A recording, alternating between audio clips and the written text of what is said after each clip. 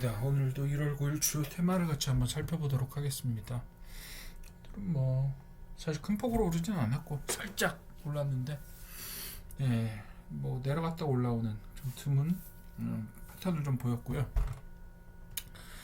자, 오늘 테마 중에 첫 번째 테마로 올라온 게 방위산업하고 전쟁하고 테러 테마인데 주로 방산이죠.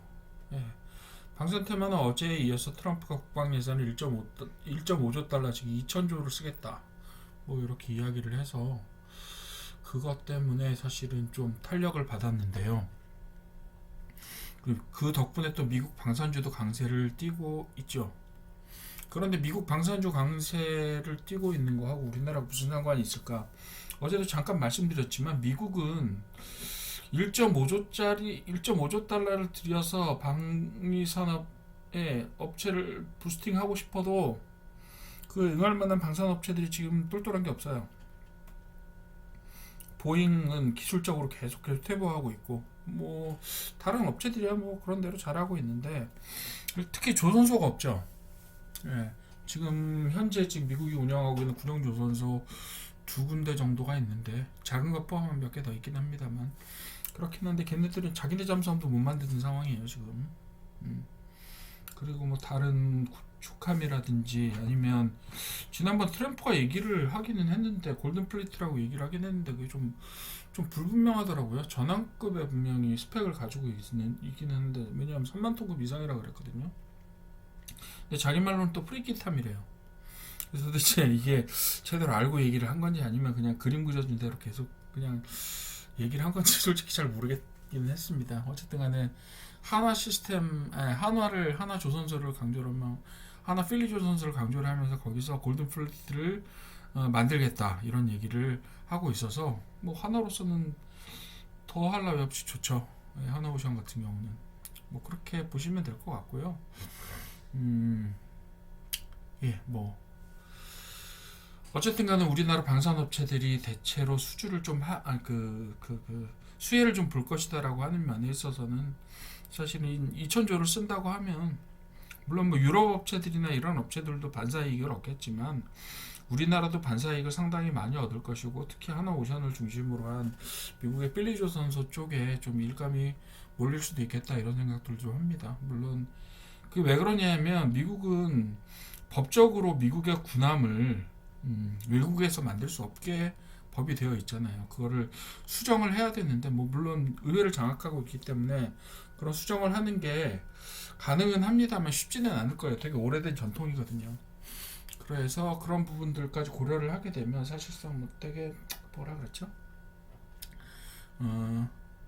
쉽지는 않지만 가능은 하다라고 저는 봅니다. 그래서 2천조, 우리나라가 그 중에 상당히 많은 부분 포션들을 좀 가져왔으면 좋겠다 이런 생각도 좀 해보고 있습니다. 두 번째도 실제로 보면 방산이에요. 캐나다 잠수함이 60조, 물론 60조라고 해서 그게 한 번에 다 들어오는 게 아니라 되게 장기적인 라이프 사이클에 따라서 들어오는 겁니다. 제가 볼 때는 거의 한 20년, 10년 이상의 라이프 사이클을 가지고 그 유지 보수나 MRO까지를 다 포함해서, 그리고 부품이나 이런 것들까지를 다 포함해서 60조가 되는 건데, 너무 그 60조라는 숫자에 너무 강조를 하고 있어서 그게 마치 수주하면 한 번에 60조가 들어올 것처럼 그렇게 생각들 하시는데, 방산이라는 게 그렇게 돌아가지가 않죠. 우리나라도 마찬가지지만 캐나다도 60조 정도를 쓸 때 한 번에 60조를 쓸 수 있을까요? 캐나다가 못 써요. 우리나라 방위 예산이 한 80조 정도 됩니다. 일본이 그 정도 비슷하고요. 85조, 90조 정도 될 거고요. 미국이 2천조 쓴다고 하죠. 캐나다는 그렇게 못 써요.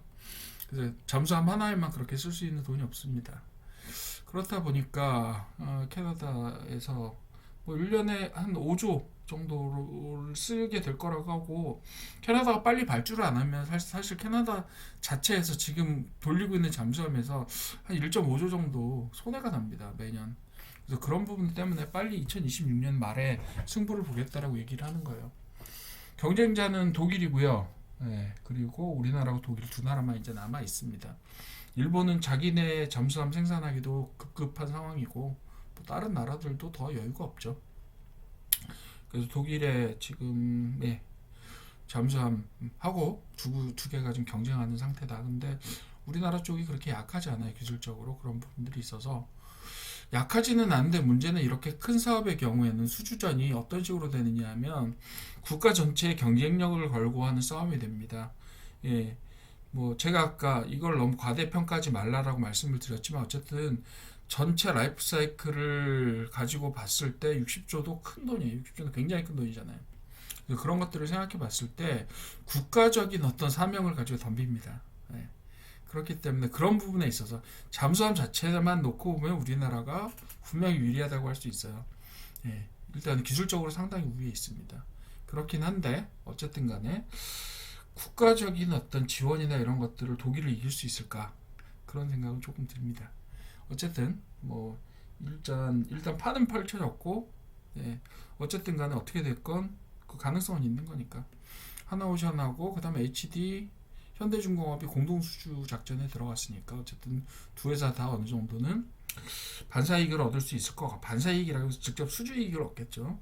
그리고 예를 들면 퓨얼셀 업체들도 예, 이익을 얻을 수 있는데 왜냐하면 범한 퓨얼셀이 지금 우리나라 잠수함에 들어가는 연료전지를 대부분 만들고 있어요. 그래서 그런 부분들의 수혜 종목이 될 수 있다. 이렇게 보시면 되겠고요. 로봇 스마트 팩토리도 마찬가지입니다. 아틀라스가 예, 현대자동차에서 만든 아틀라스가 이번에 CES에서 최고의 로봇상을 받았는데 문제는 예, 저기 현대자동차 같은 업체가 제일 크죠. 로봇 생산하는 업체 중에서는 테슬라하고 사실 경쟁할 수 있는 업체는 현대 정도밖에 없지 않겠어요? 다른 뭐 로봇 양산 업체들은 규모가 이 정도 안 되죠. 그리고 생산 시설을 밀어넣겠다라고 하는 계획 같은 걸 세울 수가 없어요. 왜냐? 예, 누가 사줘야 하죠.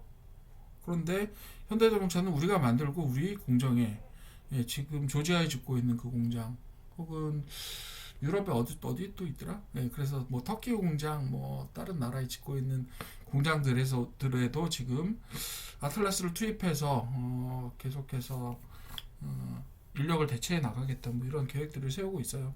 그래서 그렇게 할 수 있는 수십 개월을 할 수 있는 업체는 사실상 현대자동차뿐이다. 그렇기 때문에 뭐 여기에서 보시는 밸류체인을 재평가한다는 말 자체가 좀 우습죠. 왜냐하면 능력 있는 업체가 하나밖에 없는데 무슨 재평가를 해요. 원래부터 걔네밖에 못하는 건데, 그죠? 그래서 뭐 어떤 뭐그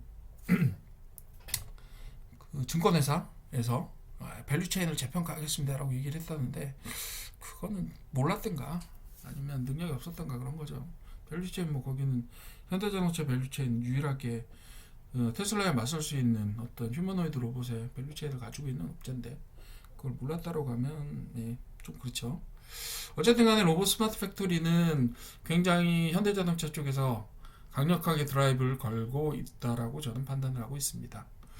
그리고 소비 관련주는 아무래도 인바운드 관광객들이 최대치를 기록을 했다. 뭐 이런 것 때문에 약 30조 정도가 소비를 하고 있다라고 이야기를 하고 있어서 예, 내수 소비가 어쨌든 강화가 되면서 우리나라에 들어와 있는 우리나라에서 영업을 하고 있는 외국인들을 상대하는 백화점이나 이런 부분들이 좀 올랐다. 그리고 보시게 되면 뭐 여기에 토니몰이나 예, 아니면 다른 그 화장품 업체들이 들어 있고요. 백화점과 화장품 업체를 중심으로 예, 그런 형태로 예, 내수주가 좀 올랐습니다. 그리고 스테이블 코인하고 STO하고 NFT 같은 경우는 예, 정부가 디지털 자산 기본법을 통과시키면서 제도화를 본격화하고 있다라고 하는데 사실 효과가 얼마나 있을지는 아직 잘 몰라요. 저는 해야 된다라는 말에 있어서 스테이블 코인을 해야 된다 혹은 NFT도 활성화해야 된다라고 예, 저는 생각은 개인적으로 하고 있어요. 그거는 필수적이다라고 생각하고 있는데 거기에 드는 플레이어들이 솔직히 좀 마음에 안 든단 말이죠. 어떻게 좀 한탕 쳐먹을 거라고 하는 생각들만 하고 있는 것 같아요.